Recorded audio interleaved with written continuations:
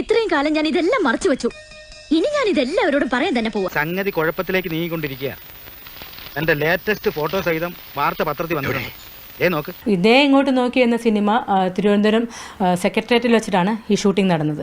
അപ്പോൾ ഞാൻ അവിടുത്തെ ടോയ്ലറ്റിൽ പോയിട്ട് വരുമ്പം എന്നെ പുറകിൽ നിന്ന് കയറി ഈ ജയസൂര്യ പെട്ടെന്ന് കയറി കെട്ടിപ്പിടിച്ചപ്പോൾ എന്താ മല്ലയ്യ, എന്താ ഞാൻ കേൾക്കുന്നത്? പാതിരാത്രി പെൺപിള്ളേരെ മുറിയിൽ കയറി ചെല്ലുമ്പോ അവരറിയാതെ കയറി ചെല്ലണ്ടേ, അല്ലെങ്കിൽ നമുക്ക് ചീത്തപ്പേരാ. പെട്ടെന്ന് കയറി കെട്ടിപ്പിടിച്ചപ്പോൾ തിരിഞ്ഞിങ്ങനെ നോക്കിയപ്പോഴത്തേക്കും എൻ്റെ ചുണ്ടിലോട്ട് അമർത്തി ചുംബിച്ചു പുള്ളിക്കാരൻ. പകലും എനിക്ക് എന്റെ ഈ അന്ന സത്യം ഞാനങ്ങനെ ചെയ്തിട്ടില്ല. വെറുതെ കഴിഞ്ഞ ആഴ്ച നടന്ന കാര്യങ്ങൾ പറഞ്ഞ് എന്നെ നാറ്റിക്കരുത്. ഒന്നിനും വിശ്വസിക്കാൻ കൊള്ളില്ല. എൻ്റെ ചുണ്ടിലോട്ട് അമർത്തി ചുംബിച്ചു പുള്ളിക്കാരൻ. ഞാൻ 8 പെൺകുട്ടികളുടെ ചാരിത്രം നശിപ്പിക്കാൻ ശ്രമിച്ചിട്ടുണ്ട്. അതിൽ 4 വിജയിച്ചിട്ടുണ്ട്. ഞാൻ വിചാരിച്ച പോലെ അല്ല നീ, അതൊക്കെ മേലെ.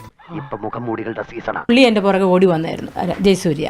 എന്നിട്ട് വന്നിട്ട് പറഞ്ഞു, മീനു ഞാനൊരു കാര്യം ചോദിക്കും, എസ് ഓർ നോ എന്ന് മാത്രം പറഞ്ഞാൽ മതി. അപ്പോൾ ഞാൻ ചെന്തേ അവർ പറഞ്ഞു, അതെ എനിക്ക് ഇവിടെ ട്രിവാൻഡ്രത്ത് ഫ്ലാറ്റ് ഉണ്ട്, എനിക്ക് മിന്നുവിന് ഇൻട്രസ്റ്റഡ് ആണ്, താല്പര്യമുണ്ടെങ്കിൽ നമുക്ക് ഫ്ലാറ്റിൽ വെച്ച് കാണാം. എനിക്ക് കുറച്ച് കാര്യങ്ങൾ സംസാരിക്കാനുണ്ട്. ഭവാനിയക്കുലകൾക്കിടയിലേക്ക് വരുമോ? മൗനം സമ്മതം. അന്ന് പോലീസിൽ പരാതി നൽകിയിരുന്നില്ലല്ലേ? ഇല്ല, പോലീസിലൊന്നും പോയില്ല അന്ന്.